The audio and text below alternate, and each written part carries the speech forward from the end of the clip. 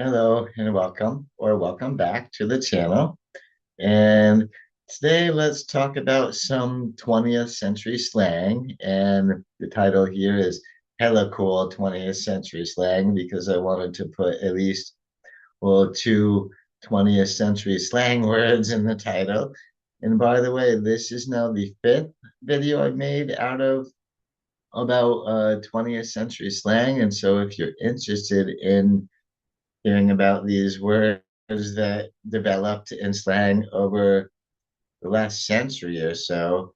Um, I'm going to put the links to the first four videos in the description of this one. So if you want to check it out, you can check it out. And so, like I said, the title is Hella Cool 20th Century Slang. And there we got our first two 20th century slang words. For one, we got cool, which to a lot of people, it feels like cool shouldn't even be considered a slang word anywhere more because we've been seeing it for so long to mean good or fashionable, like the slang use of it. And a lot of people feel like maybe it's not slang anymore because it's really taken hold in the English language. And that's because the saying cool to mean uh, good or fashionable, that goes all the way back to the 1930s. So we have been saying it for about 90 years or so. And it got very popularized in the 1940s. And so this is many generations long that we have people saying cool to mean good or fashionable, whereas hella has been around a little less long. I think hella came from, I don't remember if that was the 1960s or the 1970s, but I know it started in the Bay Area around Oakland, California. And so it started probably a good 30 years or so after cool, but some people suppose it's a contracted pronunciation of Helava or a Helava, but that's not totally agreed upon because the grammar is different. Like we use hella and as an intensifier. So we can use this as a substitute for saying extremely or very or really. And so we get hella out of this. So hella cool comes from the mid 20th century, well, the 1930s for cool, and then the 60s or 70s for hella. And there we go. And I do think all these Andy Warhol Marylands here are hella cool. So that's why I picked them up for that. And plus, I can't think of anybody more iconic in the 20th century than Marilyn Monroe. I can think of other people who would be just as iconic, but not more so, like maybe Elvis, for instance. Anyway, so what other words do we have from 20th century slang here? And I love this one, as if, right? And that one is good to to dismiss somebody pretty much. And like if somebody gives you an invitation to hang out, hey, you want to hang out this weekend? And you want to turn them down, but also want to crush their spirit, like they're not even good enough to hang out with you, you could say as if. And this was a really well known line from this movie here, which was the 1995 movie Clueless, starring Alicia Silverstone as Cher, the titular Clueless girl. Anyway, and so yeah, and that's how she used it pretty much. I think the line was "ugh," as if. Um, Super good way to be really dismissive and really crush somebody's feelings at the same time. If that's what you're into, then feel free. As if. I love that one. So another one that comes from the 20th century is the expression out to lunch. We call somebody out to lunch if we think they're either too confused or just plain too weird to really understand what the heck is going on. They are out to lunch. And so it's not a good thing in this way.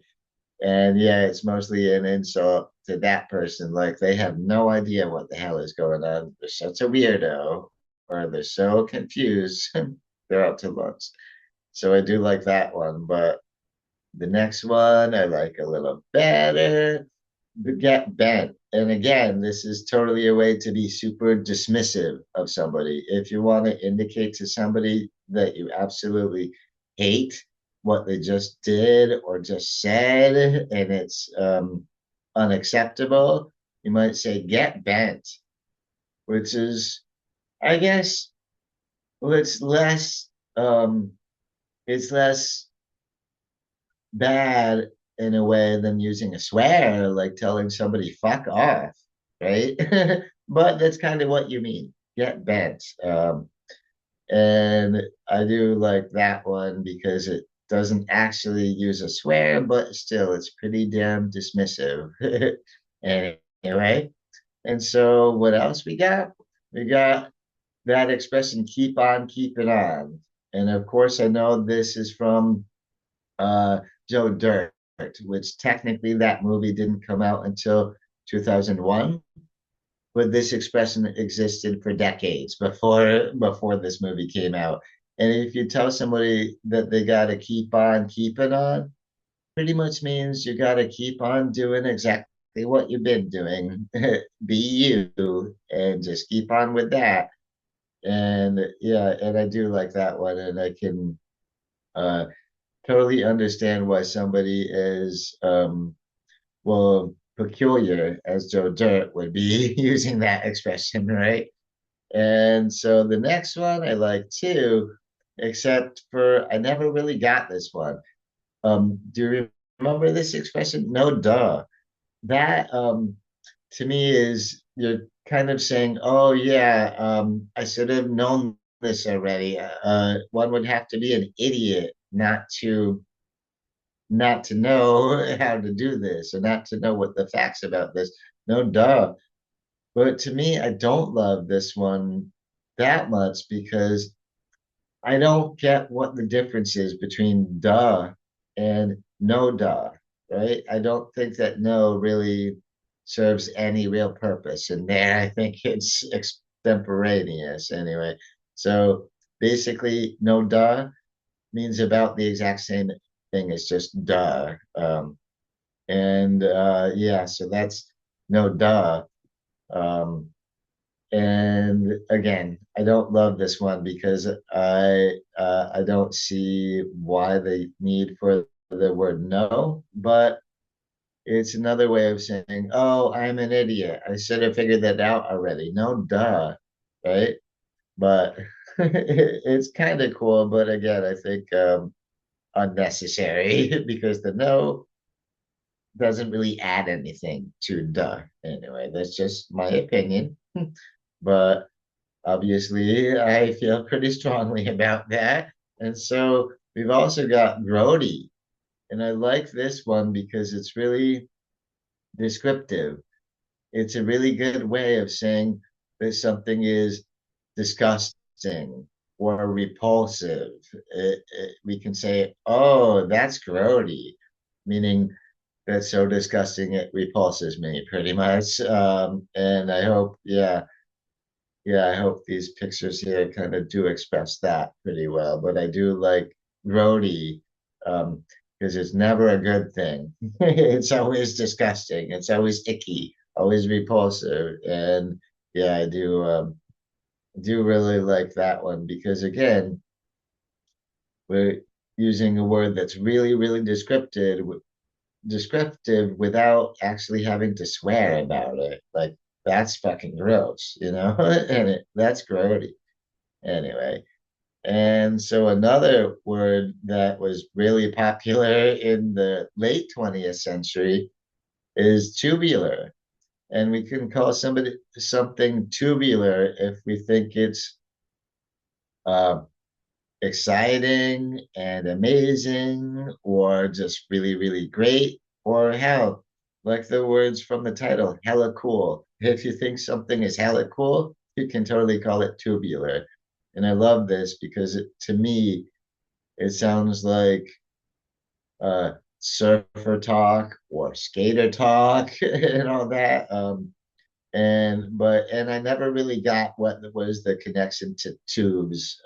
But that would be so great, so very cool. But hey, to each his own. And so yeah, tubular just means really, really cool, really excellent, excellent.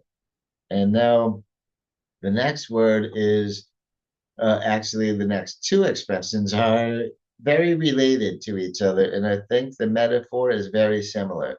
So what we say to veg out, this is when you pretty much hang around doing almost nothing. And here in the metaphor, you are the vegetable. If you're vegging out, you are the vegetable because it pretty much means being so inactive that you are pretty much completely still, like just laying around. And so it doesn't necessarily have to do with eating or eating vegetables for that matter, but that's one thing people can do while they're eating, while they're vegging out, and also just watching TV and doing nothing important right there. That's vegging out.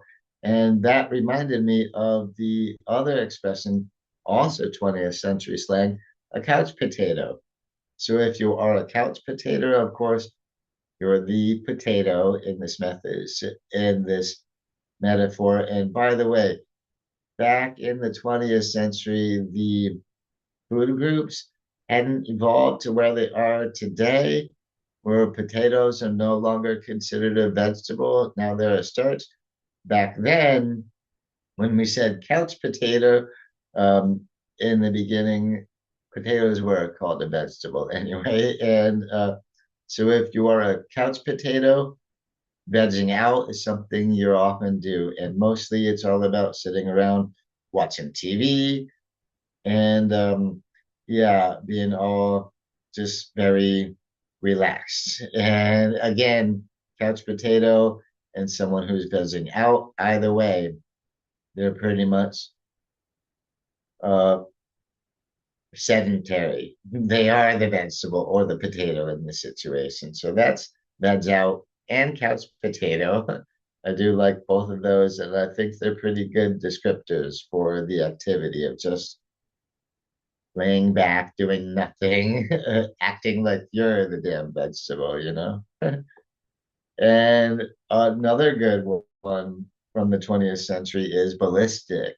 Now, if someone is ballistic or if they go ballistic, it means they get really, really upset, really frustrated and upset, and they act very angrily to it. Like you could say, "Oh yeah, yeah, I scratched my dad's car the other day while I was borrowing it, and when he saw it, he went ballistic," right?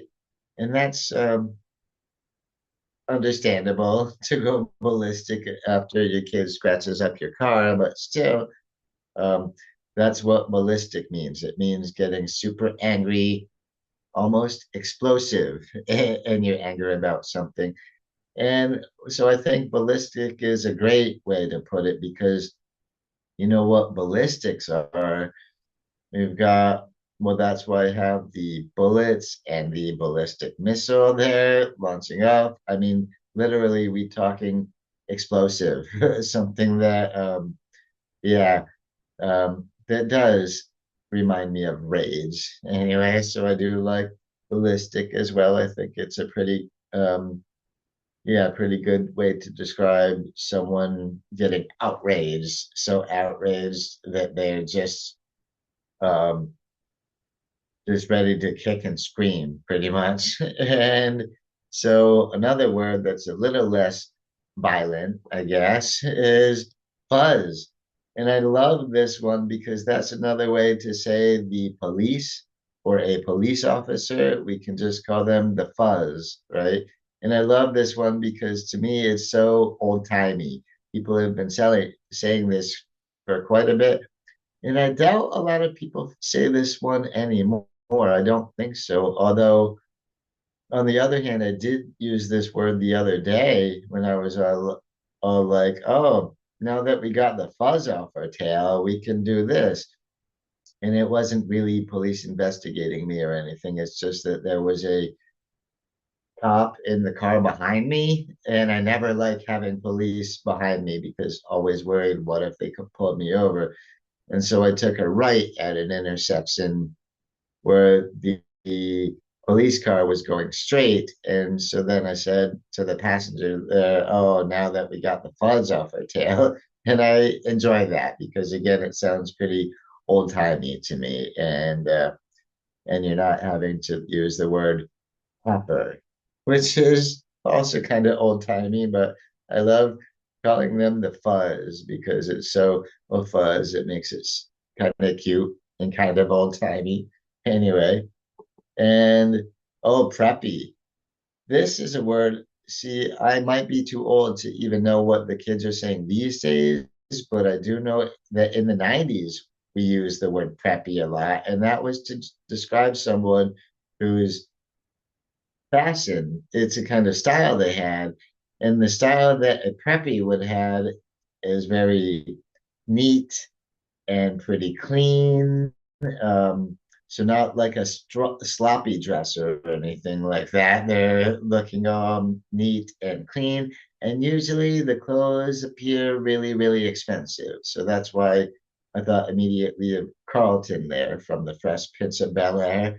And when I was looking at different preppy styles from the 90s, one thing I noticed is that something I never noticed before. See the picture of uh, the two girls from Clueless here?